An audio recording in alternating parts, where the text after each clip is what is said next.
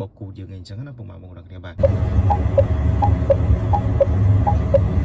បងប្អូននេះគឺជារបៀបនៃការបិទអូតូប្រេកនៅលើ Mazda EZ60 ណាចឹងនឹងថាតើយើងបិទវាយ៉ាងម៉េចនោះពុកម៉ែបងប្អូនចូលមកកាន់ទីតាំង screen របស់យើងមកតមកទៀតពុកម៉ែបងប្អូនបាទចុចលើពាក្យថាបាទ driver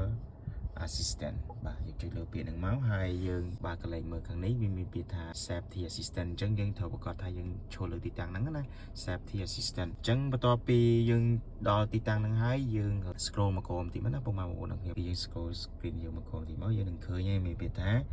autonomous emergency braking អញ្ចឹងអាហ្នឹងជាទូទៅគឺគេបើកមកពីក្រុមហ៊ុនមកជាក់ស្ដែងអញ្ចឹងតែម្ដងណាព្រោះអីវាការពីការបុកប៉ះព្រោះវាមាន sensor ពេលបើហ្នឹងទៅវាមាន sensor ចាប់បានមានមនុស្សចាប់កង់ចាប់ម៉ូតូចាប់ឡានអីចឹងទៅនៅពេលដែលវាគេថាវាអាចធ្វើការបុកប៉ះឬក៏ប៉ះទង្គិចអីវានឹងចាប់ប្រាំងដោយស្វ័យប្រវត្តិអញ្ចឹងណាអញ្ចឹងហើយវាជាឧបសគ្គសម្រាប់យើងដែរនៅពេលដែលយើងបើកទៅមានអីឆ្លងកាត់ហ្នឹងទៅយើងធ្វើយើងចាប់ប្រាំងងក់ទៅវាអាចធ្វើឲ្យប៉ះពាល់ដល់អ្នកក្រោយបុកគូយើងអីចឹងណាពុកម៉ែបងប្អូនគ្នាបាទអញ្ចឹងដើម្បីកុំឲ្យគេបុកគូបាទពុកម៉ែបងប្អូនដល់គ្នាចុចបិទវាមកបិទ autonomous emergency braking ហ្នឹងណាអញ្ចឹងប៉ុណ្ណឹងជាការស្រេចពុកម៉ែបងប្អូនគ្នាបាទហើយត្រូវចាំថាធ្វើដំណើរបានហើយអញ្ចឹងវាលេងមានបញ្ហាទៀតហើយវាមានន័យថាវាលេងចាប់ប្រាំងមិនតាន់ដោយស្វ័យប្រវត្តិហ្នឹងអញ្ចឹងណាយើង